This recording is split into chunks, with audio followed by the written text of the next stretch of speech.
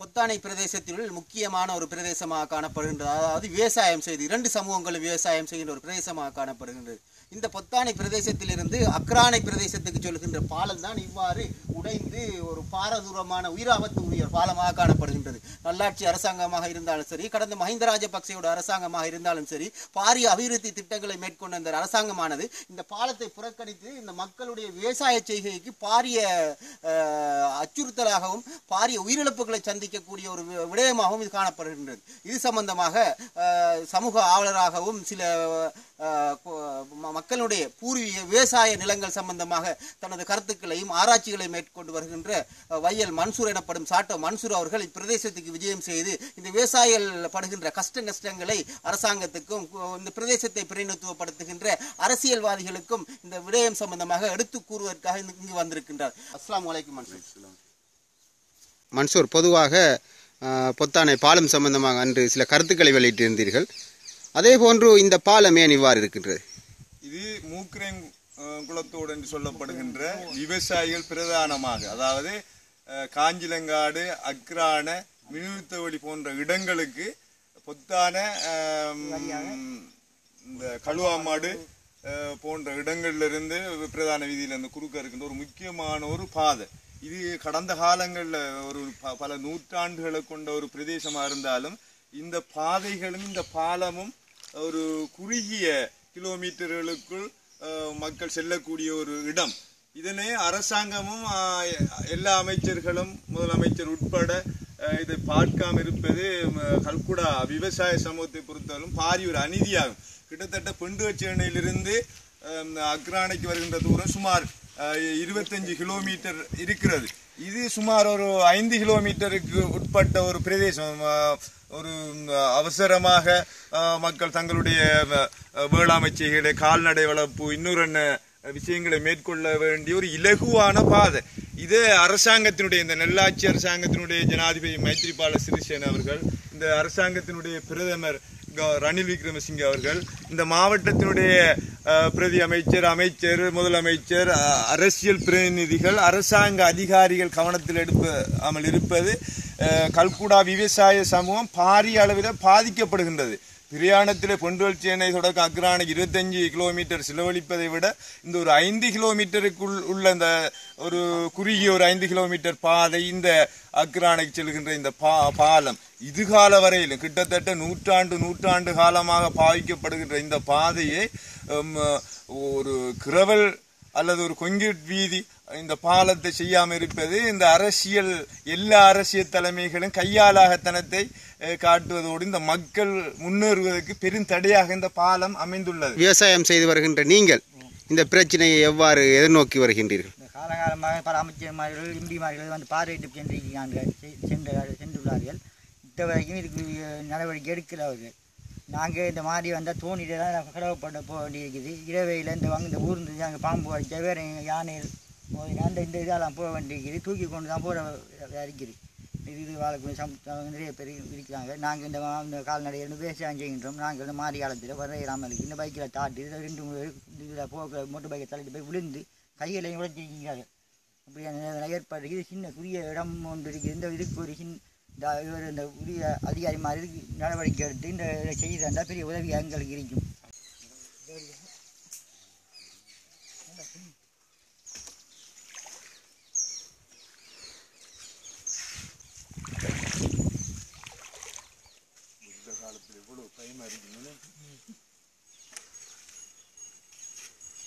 மன்சூர், பொதுவாக கல்குடா பிரதேசத்தில் மட்டுமில்லை மட்டக்களப்பு மாவட்டத்திலே ஒரு விவசாயம் செய்கின்ற ஒரு பிரதேசமாக காணப்படுகின்ற இந்த பிரதேசத்திலே இந்த பாலமானது கேட்பார் பார்ப்பாரற்று இவ்வாறு ஒரு நடைபாதை பாலமாகவும் ஒரு உயிராபத்துக்குரிய ஒரு பாலமாகவும் காணப்படுவதை முன்னிட்டு இங்கு இருக்கின்ற முக்கியமாக இந்த மாவட்டத்தை பிரதிநிதித்துவப்படுத்துகின்ற அரசியல்வாதிகள் ஏன் இன்னும் இதற்கான தீர்வினை இன்னும் பெற்றுக் கொடுக்காமல் இருக்கின்றார்கள்?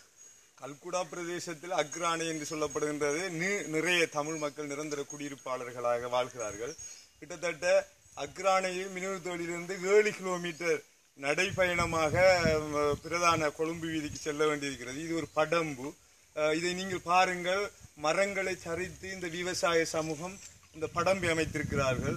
எங்களுக்கு இதால் செல்வது எவ்வளவு கஷ்டமாக இருக்கின்ற சிறு பிள்ளைகள், பாடசாலை செல்கின்றவர்கள், வயோதிபர்கள், பெண்கள் எவ்வளவு கஷ்டப்பட்டு இந்த படம்புகளால் வெள்ள காலத்திலே பல உயிராபத்துக்களையும் யானை இன்னொரு மிருகங்களின் தொல்லைகளையும் தாங்கி இந்த விவசாய சமூகம் கல்குடா தமிழ் முஸ்லிம் விவசாய சமூகம் பாரிய ஆபத்துக்களை உயிராபத்துக்களை எதிர்நோக்கி வருகிறார்கள். எனவே மட்டக்களப்பு மாவட்டத்தினுடைய மனிதாபிமானமிக்க அரசியல் தலைமைகள் மனிதாபிமானமிக்க இந்த சமூகத்துக்கு உடனடியாக இந்த பாலத்தை கட்டி கொடுத்து இந்த வீதிகளையும் செப்பனிட்டு கொடுத்து இவர்களுடைய இந்த உயிராபத்து நிறைந்த இந்த அபாயத்தை நீக்கி கொடுக்க வேண்டும் என இந்த மக்கள் வேண்டி நிற்கின்றனர். இங்கு இருக்கின்ற விவசாயிகள் என்ற அடிப்படையிலே பொதுவாக நீங்கள் ஏதாவது மகஜர்கள் அல்லது ஏதாவது வேண்டுகோள்கள் அரசியல்வாதிகளிடத்தில் வைக்கவில்லையா? நிறைய பேர் நிறைய பேர் பார்த்துட்டு போயிருக்காங்க. அந்த முதலமைச்சர் அந்த காலத்தில் அவர் புள்ளி இந்த பாலத்தை பார்த்துட்டு போயிருக்காங்க. அடுத்து நம்ம இந்த பல எம்பிமார்கள், இந்த முஸ்லீம் எம்பிமார், தமிழ் எம்பிமார்கள் நிறைய பேர் பார்த்து தான் போயிருக்காங்க. ஒரு செலவு போயிருக்காங்க. ஆனால் இதை செய்து தரல இன்னும். செய்து தரதான் சின்ன கடந்த மாதத்துக்கு முதல் மாதமும் கூட பார்வையிட்டு சென்றிருந்தார்கள். இந்த நடவடிக்கையும் அவர்கள் எடுக்கலை. இதில் நிறைய கால்நடைகள், மற்றது இந்த விவசாயங்கள், இதெல்லாம் நிறைய முஸ்லீம்கள், தமிழ் முஸ்லீம்களுக்கு நிறைய இதில் அங்கே அமைஞ்சிருக்குது. இதால் தண்ணி வந்தால் தோணியில் போகணும், முழுதலை பிடிக்கிறது. அடுத்தது இங்கே உள்ள ஆட்களுக்கு பாம்பு கடி வந்தால் இரவில் தூக்கிட்டு வரணும் அந்த பொத்தான கடமாட்டுக்கும். அது அந்த வழியால் போக இல்லாது அந்த வழியை யானை இப்போ ஏற்கனவே 2-3 மாதத்துக்கு முன்னாடி 3-4 பேர் அடித்து யானை அடித்து கொண்டிருக்குது. இப்படியான சூழ்நிலையில் மக்கள் கஷ்டப்பட்டு கொண்டிருக்குது. இனி வரும் காலத்தினால இப்போ நல்ல ஆட்சி, நல்ல எல்லா இடத்தையும் நல்ல பாலங்கள்லாம் போட்டுப்பட்டு எல்லாரும் சந்தோஷமாக வாழ்ந்து கொண்டு நேரத்தில் இதை பார்த்து இதை செஞ்சு அமைக்கிறது பெரிய ஒரு கவலைக்குரிய விஷயமாக தான் இருக்கிறது. நல்லாட்சி அரசாங்கமாக இருந்தாலும் சரி, கடந்த மஹிந்த ராஜபக்சேயுடைய அரசாங்கமாக இருந்தாலும் சரி, பல பாலங்கள், பல அபிவிருத்திகள் அமைக்கப்பட்டு பல அபிவிருத்திகள் மேற்கொள்ளப்பட்ட இந்த நிலையிலே இது புறக்கணிக்கப்பட்டதற்கான காரணம் என்ன என்று மன்சூர் நீங்கள் நினைக்கின்றீர்கள்? உண்மையிலேயே கடந்த கால அரசாங்கங்கள் தங்களால் முடிந்த அபிவிருத்திகளை கிரான் தொடக்கம் புலிவாஞ்சகால் ஊடாக பெண்கள் சேனை ஊடறுத்துகின்ற கரண்டு பாதைகள் என்று அந்த பிரதேசத்தை பொறுத்தவரையில் அபிவிருத்தி செய்யப்பட்டிருக்கிறது.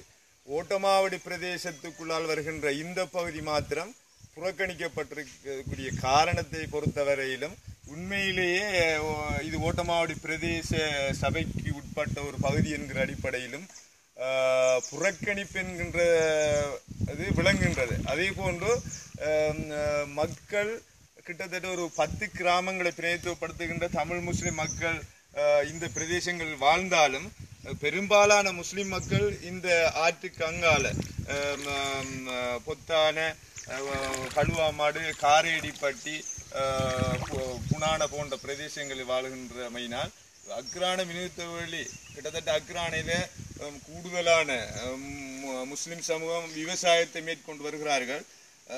எனவே இனத்துவத்துக்கு அப்பால் மனிதநேயத்தோடு இந்த விஷயங்கள் அணுகப்பட்டு கடந்த கால இனத்துவ பார்வைகள் நீக்கப்பட்டு ஒரு மனிதநேயமிக்க ஒரு சமூகமாக நாங்கள் வாழ வேண்டிய ஒரு காலகட்டத்திலே இருக்கின்றோம். இன்று அண்மையிலே 2-3 நாளுக்கு முன்னால் மட்டக்களப்பு மாவட்டத்தை உலுக்கிய ஒரு சம்பவம் எல்லோருக்கும் தெரியும். அந்த சம்பவம் சிறுபான்மை இனம், தமிழ் பேசுகின்ற இனம் என்ற பார்வைதான் பேரினவாத சக்திகளால் பார்க்கப்பட்டது தவிர தமிழ் முஸ்லிம் என்று வேறுபடுத்தப்பட்டு பார்க்கப்படவில்லை.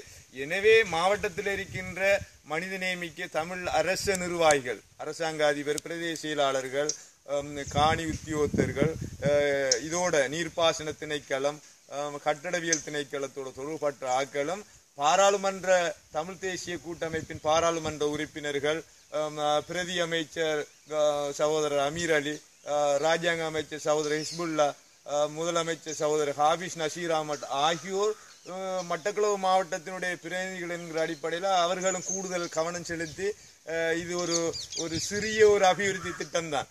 இதை செய்து கொடுப்பார்களானால் ஒரு 10 கிராம மக்கள், தமிழ் முஸ்லிம் மக்கள் நன்மை அடைவார்கள்.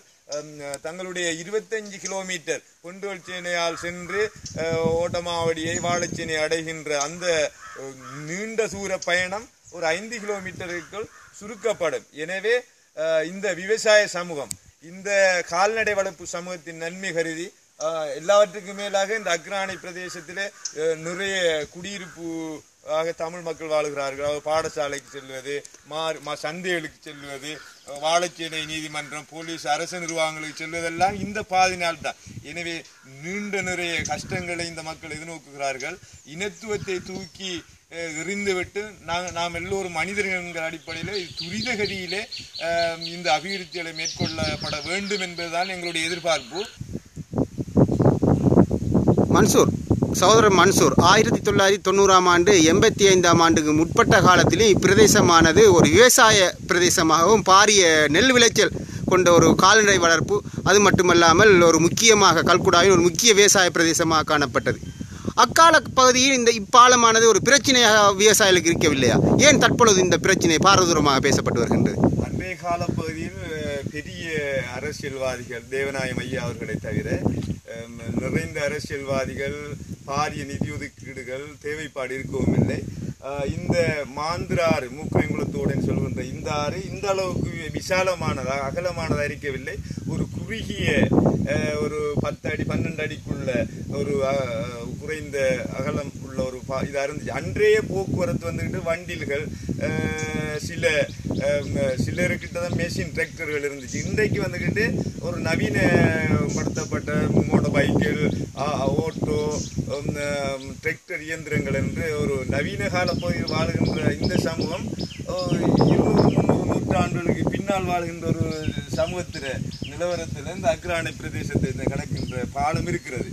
இது கட்சி அரசியலுக்கு அப்பாலும் இனத்துவத்துக்கு அப்பாலும் மனித நேயத்தோடு இந்த விவசாய சமூகம் எதிர்நோக்கின்ற சவால்கள், பிரச்சனைகளுக்கு தீர்வுகளை பெற்றுக் கொடுக்க வேண்டியது எல்லா அரசியல் தலைமைகளுடைய கடமைப்பாடாகும். இந்த பிரதேசத்திலிருந்து பாடசாலைக்கு செல்கின்ற மாணவர்கள் கூட, நோயாளர்கள் கூட பல கிலோமீட்டர்களுக்கு அப்பால் சென்று கால்நடையாக சென்று செல்ல வேண்டியிருக்கிறது. வெள்ளம் எடுத்தால் இந்த பிரதேசத்து நிலவரத்தை நாங்கள் சொல்ல வேண்டிய அவசியம் இல்லை. யாருமே பிரயாணிக்க முடியாத ஒரு இக்கட்டான நிலவரத்துக்கு இந்த விவசாய சமூகம், இங்கே நிரந்தர குடியிருப்பாளர் வாழ்கிற தமிழ் சமூகம் பாரிய பிரச்சனை எதிர்நோக்கிறார்கள். பொதுவாக இந்த பிரதேசத்திலே வாழ்ந்து, அதாவது யுத்த காலத்தில் கூட நீங்கள் வாழ்ந்திருப்பீர்கள். நீங்கள் இந்த பாலம், அதாவது விடுதலை புலிகளுடைய காலமாக இருந்தாலும் சரி, அதுக்கு பிற்பாடு சமாதானத்துக்கு பிற்பாடு வந்த காலமாக இருந்தாலும் சரி, புறக்கணிக்கப்பட்டதற்கான காரணம் எதுவாக நினைக்கின்றீர்கள்? எந்த அரசாங்கம் வந்து எங்களை செஞ்சு தரவில்லை. இந்த பாலத்தை நாங்கள் எல்லார்டையும் காட்சி தான் அறிக்கும். எங்களை கடும் மாறிகாரம் வெள்ளம்கள் வந்தால் தான் எங்களை போக்குவரத்து பாதையோட சிக்கல், சனத்தோட இதோடைய பூச்சியோட விசாரம் கொண்டு போய் சேர்க்கறத விட ஜீவம் போயிடும். அப்படியான பாடம் நாங்கள் இருந்து வாழ்கிறோம். அதால் சுற்றி போகிறோம்டாலும் எங்களுக்கு கடன் தூரம் அழிப்பாடு பாதைகள், நடவாதையில் அதார போயிடலாம். இது எங்களுக்கு நடவாதைக்கு லேசி. இதால் இந்த பாரதார போக்குவரத்து இல்லாமல் தான் நாங்கள் கடும் சிக்கலாக இருந்து கொண்டு செய்கிறோம். பல அபிவிருத்தி திட்டங்களை மேற்கொண்ட அதாவது விடுதலை புலிகளிலிருந்து பிரிந்து அரசியலுக்குள் வந்த, ஜனநாயகத்துக்குள் வந்த முன்னாள் முதலமைச்சர் பிள்ளையான், அதே போன்று பிரதி அமைச்சராக இருந்த விநாயகமூர்த்தி, முரளிதரன், கருணாம்மான் போன்றவர்களும் நீங்கள் இது சம்பந்தமாக ஏதும் மகாஜர்கள் கையெழுத்து வேண்டுகோளை எதுவும் விடுக்கவில்லையா? எல்லார்டையும் காட்சி தான். ஒரு தரம் இதை வந்து பார்க்கக்கூடிய அளவுக்கு இல்லை. பார்த்துட்டு போனவங்க பிள்ளையான் எல்லாம் வந்து ஒரு தரம் செஞ்சு தர அளவுக்கு இல்லை. அதற்கான காரணம் நீங்கள் எதுவென்று நினைக்கின்றீர்கள்? ஏன் இவர்கள் இவ்வாறு புறக்கணிப்பதற்கான காரணம் என்னவென்று நீங்கள் நினைக்கின்றீர்கள்? இது வந்து என்ன தான், இது நாங்கள் எங்களால் ஒன்றும் சொல்ல முடியாது. அரசாங்கம் தான் எங்களுக்கு செஞ்சு தரணும். சகோதரர் மன்சூர், ஒரு முக்கியமான கேள்வி. அதாவது பொதுவாக கல்குடா பிரதேசத்திலே அரசு சார்பற்ற நிறுவனங்கள், அதாவது இஸ்லாமிய அமைப்புகள் பாரிய அபிவிருத்தி திட்டங்களை மேற்கொண்டு வருகின்ற குடிநீர் கிணறுகள், வீடமைப்பு திட்டங்கள், பள்ளி வாயில்கள் என பல மில்லியன் கணக்கான ரூபாய்களை செலவழித்து பாரிய அபிவிருத்தி திட்டங்கள், பாரிய பொது சேவைகளை செய்து வருகின்றார்கள். இது ஒரு பாரிய பொது சேவையாகத்தான் இதுவும் பார்க்கப்படுகிறது. ஏனென்றால் மனிதர்களுடைய வாழ்வாதார பிரச்சனை சம்பந்தப்பட்ட ஒரு பிரச்சனை, இது உணவு பிரச்சனை. இந்த பாலத்துக்கு இந்த அரசு சார்பற்ற நிறுவனங்கள், இஸ்லாமிய அமைப்பு சம்பந்தப்பட்ட நிறுவனங்கள் ஏன் பார்ப்பாரட்டு இருக்கின்றார்கள்? இது ஏன் புறக்கணிக்கப்படுகின்றது அந்த அமைப்புகளால்? இஸ்லாமிய அமைப்புகளை பொறுத்தவரையிலும் இந்த பிரதேசத்தினுடைய மக்கள் அவர்களை அழைத்தார்களோ இல்லையோ தெரியாது. ஆனால் அழைக்க வேண்டும். அவர்களுக்கும் இது பற்றிய தெளிவுபடுத்தல்கள் வேண்டும். கிட்டத்தட்ட சுமார் 10 கிராமங்களில் யூத்தொழி தொடக்கம் அக்ரானே, காஞ்சிலங்காடு, பொத்தானு, பூலாக்காடு நிறைய இடங்களை உள்ளடக்கின்ற இந்த பிரதேசத்தை பொறுத்தவரையிலும் கல்குடா தொகுதியில் இருக்கின்ற உதாரணமாக கிம்மா, ஜமாத் இஸ்லாமி, இஸ்ரா, தௌஹீதிய அமைப்புகள் என்று நிறைய அமைப்புகள் இந்த பிரதேசத்துக்கு வந்து இந்த மக்கள் முஸ்லிம் தமிழ் மக்கள் எதிர்நோக்குகின்ற தங்களுடைய பொருளாதார சிக்கல்களில் எவ்வளவு கஷ்டங்களை எதிர்நோக்குகிறார்கள் என்பதை அன்புக்குரிய உலமாக்கள் வருகை தந்து பார்வையிட்டு பல்வேறு திட்டங்களை கல்குடா பிரதேசங்களில் தமிழ் முஸ்லிம் பிரதேசங்களில் மேற்கொள்கின்றார்கள், வீடுகளை கட்டுகிறார்கள். குறுக்கீடு மன்சூர், அதாவது பொதுவாக மீள்குடியேற்ற பிரதி அமைச்சர் ராஜாங்க அமைச்சராக இருக்கின்ற எம்எல்ஏ மிஸ்புல்லா அவர்கள் தற்பொழுது பாரிய ஒரு அபிவிருத்தி திட்டத்தினை ரஜித்தன்னை பிரதேசத்தில் மேற்கொண்டு வருகின்றார். ஒரு பல்கலைக்கழகம் பல மில்லியன் கோடி ரூபாய்களை செலவழித்து இது ஒரு மிகச்சிறிய ஒரு ப்ராஜெக்டாகவும் ஒரு மிகச்சிறிய ஒரு திட்டமாகவும் காணப்படுகின்றது. இது சம்பந்தமாகத்தான் இந்த கேள்வியை நான் உங்களிடம் தொடுக்கின்றேன். இவ்வாறான வெளிநாட்டுகளில் இருக்கின்ற மத்திய கிழக்கு நாடுகளைச் சேர்ந்த அரசு சார்பற்ற நிறுவனங்கள் ஏன் இது சம்பந்தமான பிரச்சனைகளில் தலையிடுவதில்லை? கல்குடா விவசாய சமூகம், தமிழ் முஸ்லிம் சமூகம் அரசியல் வேறுபாடுகளை மறந்து எல்லா அரசியல்வாதிகளையும் அழைக்க வேண்டும், அவர்களுக்கு தெளிவுபடுத்தப்பட வேண்டும். அதற்கு பிற்பாடு அதற்குரிய அறிக்கைகள் சமர்ப்பிக்கப்பட்டு அந்த நகர்வுகள் நகர்த்தப்பட வேண்டும் என்பதுதான் என்னுடைய எதிர்பார்ப்பு. எல்லா அரசியல்வாதிகளையும் இன, மதம், மொழி, கட்சி எதுக்கு அப்பால் நாங்கள் எல்லோரும் மனிதர்கள் என்கிற அடிப்படையில் இந்த அபிவிருத்தி நீங்க சொன்னது போல ரிஜிதன ஜெயந்தியாவில் ஒரு பாரிய ஒரு பல்கலைக்கழகத்தை கட்டுகின்ற மீள்குடியேற்ற அது இந்த பிரதேசத்துக்கு பொறுப்பான மீள்குடியேற்ற ராஜாங்க அமைச்சர் அவர்களும் கவனத்தில் எடுக்க வேண்டும். அதுபோன்று எங்களுடைய கௌரவ இந்த பிரதேசத்தினுடைய பிரதிநிதி சகோதரர் அமீர் அலி அவர்கள் பிரதி அமைச்சர் அவர்களும் கவனத்தில் எடுக்க வேண்டும். கிழக்கு மாகாணத்துடைய முதலமைச்சர், தமிழ் தேசிய கூட்டமைப்புடைய பாராளுமன்ற உறுப்பினர் என்று எல்லா சமூகங்களும் வாழுகின்ற, எல்லா சமூகங்களும் விவசாயம் செய்கின்ற, எல்லா சமூகங்களும் கால்நடைகள் வளர்ப்புகளை இன்னொரு என்ன வேலை திட்டங்களை மேற்கொள்கின்ற பிரதேசம் என்கிற அடிப்படையிலே அவர்கள் இந்த பிரதேசத்துக்கு வருகை தந்திருக்கிறார்கள். உடனடியாக அரசாங்கத்தினுடைய நிதிகளை வளர்ச்சியடைந்த அபிவிருத்தி அடைந்த பிரதேசங்களில் போட்டு செலவழிப்பதை விட இந்த பிரதேசத்தில் இருந்துதான் அங்கு செல்கின்றது என்ற அடிப்படையில இந்த பிரதேசத்தை உறுதிப்படுத்துவதற்கு எல்லா அரசியல் தலைமைகளும் ஒருங்கிணைந்து தங்களால் முடிந்த பங்களிப்புகளை வழங்க வேண்டும் என்பதுதான் இந்த விவசாய சமூகத்தினுடைய எதிர்பார்ப்பாகும். மன்சூர், பொதுவாக நீங்கள் இவ்வாறான பிரச்சனைகளில் அதாவது சமூகம் அதாவது இலைமறை காய்களாகவும் கேட்பார் பார்ப்பாரற்று இருக்கின்ற பிரச்சனைகளில் தடையிட்டு அந்த பிரச்சனைகளை அரசாங்கத்துக்கு முன்னால் கொண்டு வந்து மக்கள் மயப்படுத்தி ஒரு தீர்வு திட்டத்தினை நீங்கள் ஒரு விடையினை பெற்றுக் கொடுக்க வேண்டும் என்று அண்மை காலமாக நிர்வாகம், அதாவது நிர்வாக சம்பந்தமாகவும் நிலப்பங்கீடு சம்பந்தமாகவும் பூர்வீகம் சம்பந்தமாகவும் பேசி வருகின்றீர்கள். அது ஒரு பாராட்டப்பட வேண்டிய விடயமாகவும் மக்களால் உற்று நோக்கப்படக்கூடிய ஒரு விடயமாகவும் காணப்படுகின்றது. இந்த பிரச்சனைக்கு நீங்கள் எவ்வாறான முடிவினை மக்களுக்கு பெற்றுக் கொடுக்க இருக்கின்றீர்கள்? மக்களை பொறுத்தவரையிலும் கல்குடா சமூகத்தை பொறுத்தவரையிலும் கட்சி அரசியலை தூக்கி எறிய வேண்டும். அது தேர்தல் காலங்களில் மாத்திரம் அந்த விஷயங்களை முன்னெடுக்க வேண்டும். தற்போது மக்கள் அபிவிருத்தி அடைந்து தங்களுடைய பொருளாதாரத்தை வளர்ச்சியடை செய்வதற்காக எல்லா அரசியல் தலைமைகளிடம் தமிழ் தேசிய கூட்டமைப்பு, முஸ்லிம் அனைத்து அரசியல் தலைமைகளையும் ஒருங்கிணைத்து அவர்களை இந்த பிரதேசத்துக்கு அழைத்து அபிவிருத்திகளை மேற்கொள்ள வேண்டும் என்பதுதான் என்னுடைய பணிவான வேண்டுகோள். நன்றி மன்சூர்.